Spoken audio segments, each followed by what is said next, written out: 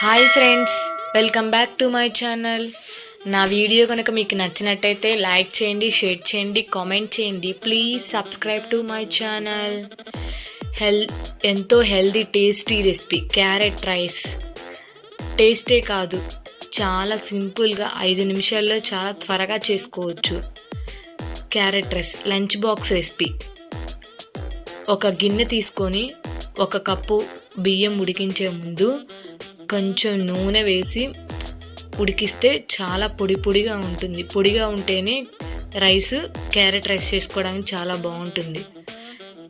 2 కప్పులు క్యారెట్ తురిమింది అంటే 2 క్యారెట్లు తీసుకొని తురుముకోవాలి.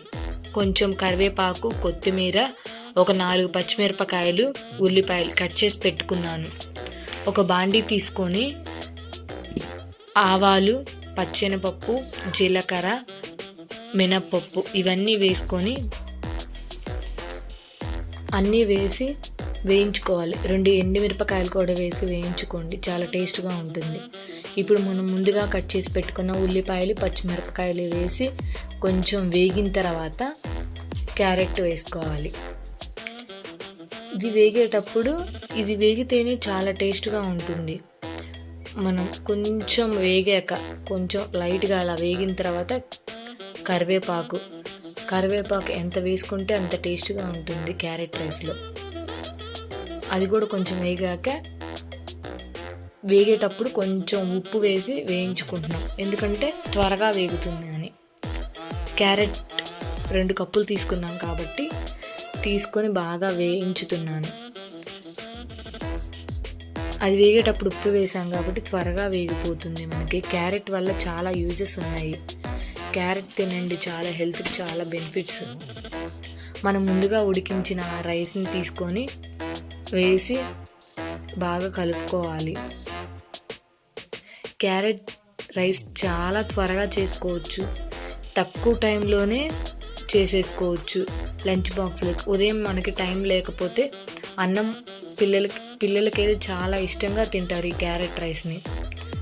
ఎక్కువ క్యారెట్ రైస్ చేసి పెట్టండి, ఒకసారి ట్రై చేయండి, చాలా టేస్ట్గా కూడా ఉంటుంది.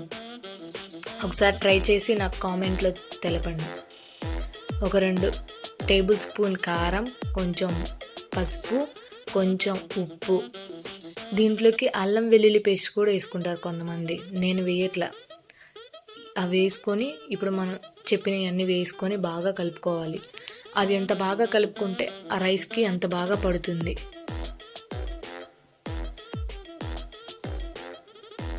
క్యారెట్ తినండి, హెల్త్కి చాలా మంచిది. బ్లడ్ పడుతుంది క్యారెట్ తినటం వల్ల.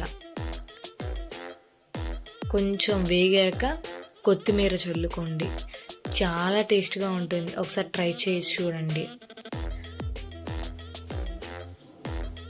ఇంత సింపుల్ ఆ క్యారెట్ రైస్ అంటారు. కొత్తిమీర వేసిన తర్వాత మనం ఎక్కువసేపు ఉంచనవసరం లేదు. కొంచెం ఒక 2 మినిట్స్ అలా వేగిన తర్వాత పచ్చివాసన పోయేంత వరకు కలుపుకుంటే సరిపోతుంది.